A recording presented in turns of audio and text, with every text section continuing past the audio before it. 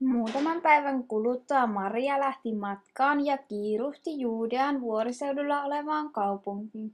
Hän meni Sakariaan taloon ja tervehti Elisabetia. Kun Elisabet kuuli Marian tervehdyksen, hypähti lapsi hänen kohdussaan ja hän täyttyi pyhällä hengellä. Hän huusi kovalla äänellä ja sanoi, siunattu olet sinä naisista siunatuin ja siunattu sinun kohtusi hedelmä. Kuinka minä saan sen kunnian, että Herrani äiti tulee minun luokseni? Samalla hetkellä, kun tervehdyksesi tuli korviini, lapsi hypähti riemusta kohdussani. Rautua sinä, joka uskoit. Herran sinulle antama lupaus on täyttyvä.